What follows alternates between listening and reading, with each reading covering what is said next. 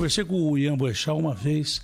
Ele tem uma capacidade desse tipo de cobertura imensa. Inclusive, eu falando com o Ian, eu perguntava, Ian, dessas zonas de conflito, como é a questão da segurança pública? Ele falou, Datena, é muito pior você viver aqui do que em países que estão em conflito. Diferente de uma guerra, né, Ian? Então, ao invés da gente ficar com ilações aqui, eu gostaria já de, pragmaticamente, primeiro, cumprimentar o Ian Boechat, que, pelo que eu estou ouvindo, está fazendo a melhor cobertura da guerra até agora. Disparado, o melhor correspondente. Ele é um cara super preparado para esse tipo de cobertura, é um cara que tem toda a capacidade, só viveu em zona de conflito nos últimos tempos, não é? E é o cara mais preparado que existe da imprensa brasileira para fazer esse tipo de cobertura. Eu não conheço ninguém igual.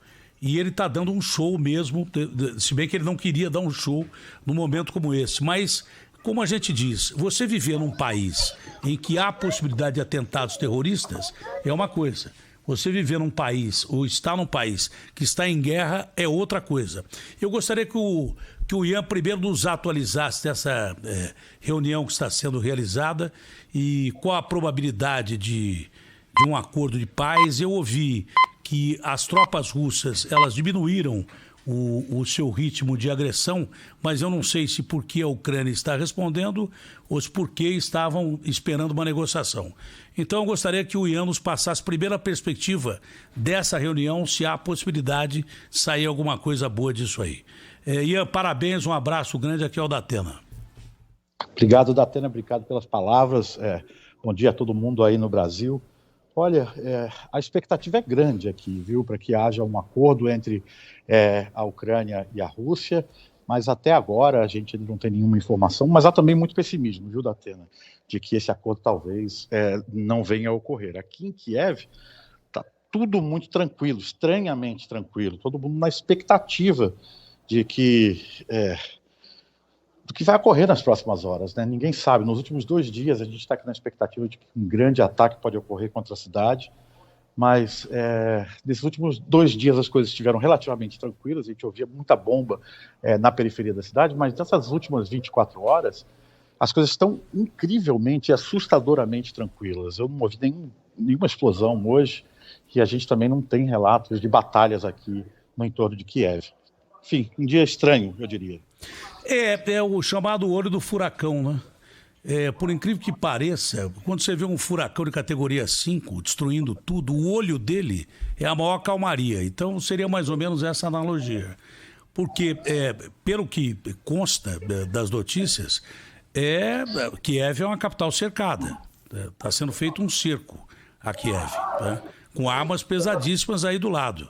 Ou de alcance, de longo alcance, que pode atingir Kiev a qualquer momento. Agora, os bombardeios devem ter parado em função dessa negociação. Pelo menos é uma perspectiva positiva. Agora, eu acabei de ler agora que a moeda russa foi desvalorizada em 30%. Eu não sei até que ponto esses bloqueios econômicos da Rússia acuem ainda mais a mente meio que doentia do Putin, né, que está sendo visto pelo mundo inteiro como uma reencarnação do Hitler, tá? Com esse expansionismo dele de recuperar os países que faziam parte da extinta União Soviética de uma forma brutal, como ele fez já com a Crimeia, anexou de uma forma rápida e não houve muita reação por parte da comunidade internacional. Eu diria que isso já começou com a invasão do Iraque, não é, o Ian? Porque os Estados Unidos também invadiram o Iraque sem consentimento do Conselho de Segurança da ONU, que foi contra, com a perspectiva que o Saddam tinha armas químicas e nem colírio acharam lá. Tá? E ficaram ocupando o Iraque, e até hoje ocupam o Iraque há muito tempo. Então começou lá atrás isso aí. Agora, me parece que o Putin é bem mais imprevisível do que a gente previa. O fato dele, eu já fiz a pergunta para o Killing, mas você que está em Kiev, o fato dele ter ameaçado usar o arsenal nuclear é um fato realmente palpável ou isso pode ser um blefe para ele conseguir o que ele quer? Olha, Datena, eu acho que ninguém acredita que que haverá um ataque nuclear. Pelo menos a gente não acredita, mas também pouca gente acreditava que ele ia, de fato, tentar tomar Kiev, né, do jeito que ele está tomando. Você citou a respeito das sanções econômicas, da queda na cotação do rublo e no isolamento da Rússia no mercado internacional, né? Isso tem causado muita preocupação aqui, porque se chega à conclusão de que ele não pode se dar ao luxo de perder agora, ou de recuar agora. E tudo isso faz, como você mesmo disse, o Putin ficar ainda mais imprevisível. Ele não tem como aceitar uma derrota, talvez, na situação em que ele se colocou agora, né? Isso causa muita preocupação aqui, muita preocupação mesmo, que talvez ele tente um tudo ou nada para conseguir atingir pelo menos o seu principal objetivo, que é tomar Kiev, derrubar o governo do Volodymyr Zelensky e provavelmente fazer uma caçada aos ucranianos que nesses últimos 8 anos têm lutado para se afastar da esfera de influência da Rússia e se aproximar da União Europeia, né? Esse é o grande temor agora. Se tem muito pouca informação da Rússia, eu não sei se aí pela proximidade e pela guerra você tem mais informação da opinião pública, que é muito importante num momento como esse. Eu citei o caso da Rússia, que se esfacelou com a extinção da União Soviética, e se esfacelou mesmo, né? Os Estados Unidos dividiu o mundo com a Rússia, com a União Soviética. Quando os dois países acabaram com a Guerra Fria, a Rússia virou um país emergente e pobre, muito pobre, perto do que era.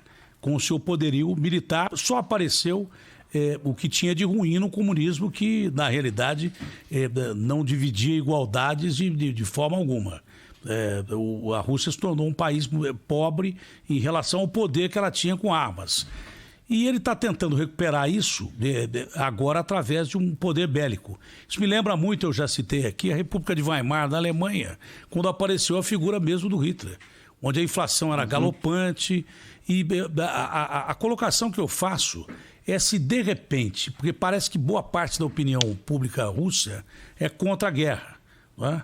Agora, se de repente os russos começarem a sentir dificuldade por pressão econômica, eu não sei se ele pode atrair o próprio cidadão russo para dizer, olha, os caras estão impedindo que a gente coma, os caras estão impedindo que a gente tenha dinheiro, os caras estão impedindo que a gente possa ter uma vida normal.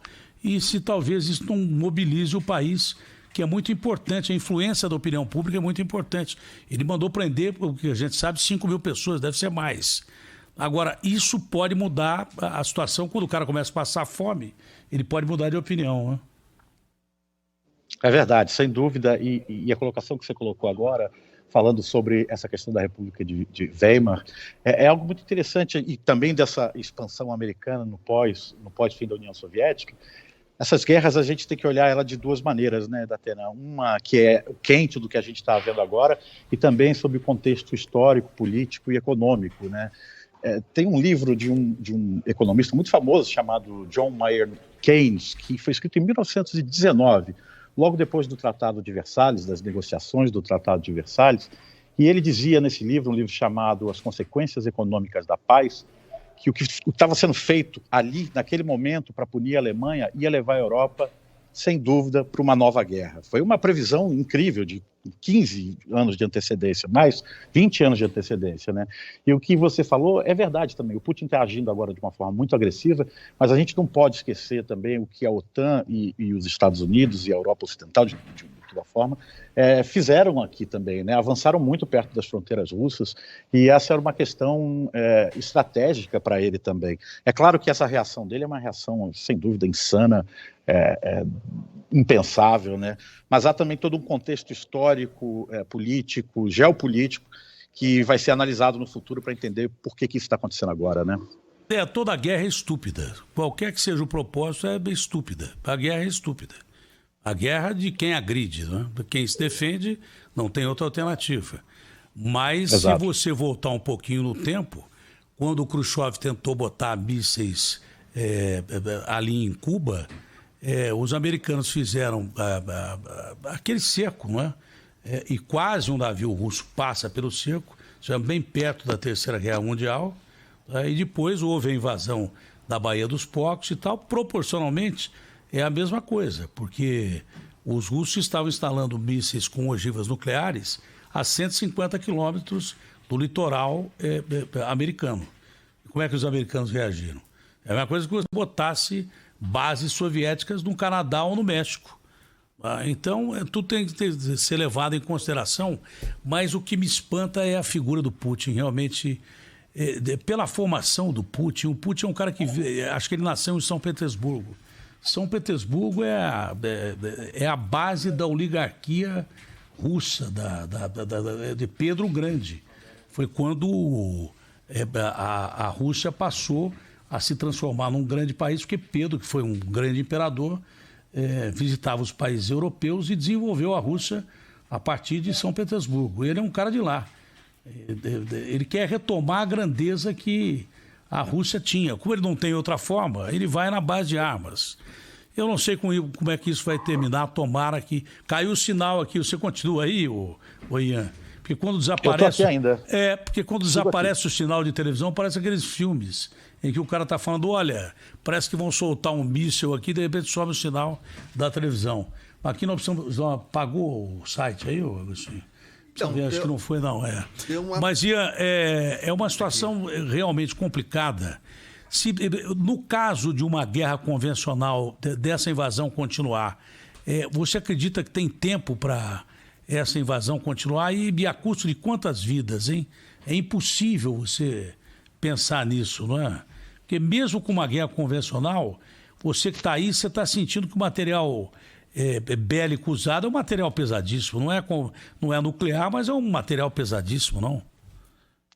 Tatena, a impressão que a gente tem agora, nesse momento, é que a Rússia está tentando minimizar ao máximo as vítimas civis, as cidades, as infraestruturas das cidades. Você vê, eu estou aqui com internet, a gente tem luz, água corrente.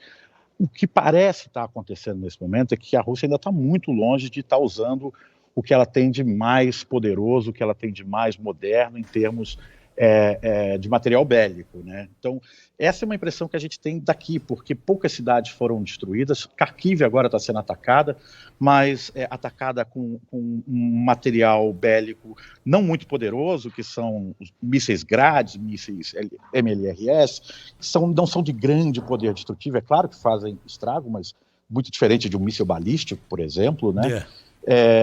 E por enquanto as cidades não têm sido duramente atacadas, não tem uma estratégia de terror ainda para aterrorizar a população civil, tentar forçar uma rendição, né?